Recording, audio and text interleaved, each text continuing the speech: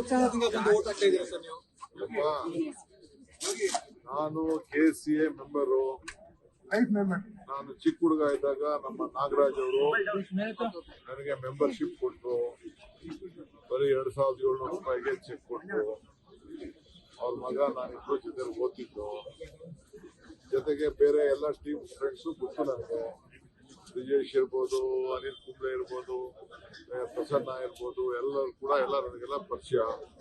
So ನನ್ಗೆ ಏನ್ ಬೇಕು ಸೆಲೆಕ್ಟ್ ಮಾಡಿ ಮಿಕ್ಸ್ ಮಾಡಿ ನನ್ಗೆ ಏನಿತ್ತು ಓಟ್ ಅನ್ನ ಹಾಕ್ಬೇಕು. Cricket lover.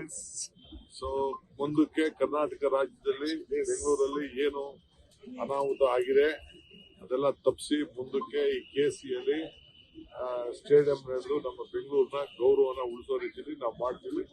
ಬಟ್ ವಿತ್ ಸರಿಯಾದ ರೀತಿಯಲ್ಲಿ ಕಾನೂನು ಚೌಕಟ್ಟಿನಲ್ಲಿ ಸ್ವಲ್ಪ ಈ ಕ್ರೌಡ್ ಮ್ಯಾನೇಜ್ಮೆಂಟ್ ನ ಸ್ವಲ್ಪ ಗಮನದಲ್ಲಿ ಇಟ್ಕೊಂಡು ಈ ಮುಂದಕ್ಕೆ ಈ ಸ್ಟೇಡಿಯಂ ನಾವು ಬಳಸ್ತೀವಿ. ಇದ್ರ ಜೊತೆಗೆ ಆಲ್ಟರ್ನೇಟಿವ್ ಸ್ಟೇಡಿಯಂ ಕೂಡ ದೊಡ್ಡ ಸ್ಟೇಡಿಯಂ ಮಾಡ್ತೀವಿ. ಸರ್ ಲಾಸ್ಟ್ ಇಯರ್ ಆದಂತ ಏನಿದೆ ಅವಾಂತರ ಇದಾದ್ಮೇಲೆ ಒಂದಷ್ಟು ಬೆಳವಣಿಗೆಗಳಾಗಿದೆ. ಇಲ್ಲಿಂದ IPL ಬೇರೆ ಕಡೆಗೆ ಶಿಫ್ಟ್ ಆಗ್ಬೇಕು ಅನ್ನೋದೆಲ್ಲವೂ ಇದೆ. ಮುಂದಕ್ಕೆ ನಾವು ಯಾವ IPL ಶಿಫ್ಟ್ ಆಗ್ಬಿಡಲ್ಲ, ಇಲ್ಲೇ ನಡೆಸಿಸ್ತೀವಿ. ಇದು ಕರ್ನಾಟಕ ರಾಜ್ಯದ ಬೆಂಗಳೂರಿನ ಗೌರವ. ಇದನ್ನ ನಾವು T20 ವರ್ಲ್ಡ್ ಕಪ್ ಇಂದ ಮಹಿಳಾ ವರ್ಲ್ಡ್ ಕಪ್ ಸರ್ ಅದು ಆಯ್ತು. ಏನೇನಿದೆ ಅದಕ್ಕೆಲ್ಲ ಮುಂದಕ್ಕೆ ಅವಕಾಶ ಕೊಡ್ತೀವಿ. ಲೇಟೆಸ್ಟ್ ಹಾಗೂ ಇಂಟ್ರೆಸ್ಟಿಂಗ್ ಸುದ್ದಿಗಳಿಗಾಗಿ ಬಾಸ್ ಟಿವಿ ಕನ್ನಡ ಚಾನೆಲ್ನ ಸಬ್ಸ್ಕ್ರೈಬ್ ಮಾಡಿ. ಹಾಗೆಯೇ ಬೆಲ್ ಐಕಾನ್ ಪ್ರೆಸ್ ಮಾಡಿ. ಇದರ ಜೊತೆಗೆ ಫೇಸ್ಬುಕ್, ಇನ್ಸ್ಟಾಗ್ರಾಮ್, X ನಲ್ಲೂ ಮಿಸ್ ಮಾಡದೆ ಫಾಲೋ ಮಾಡಿ.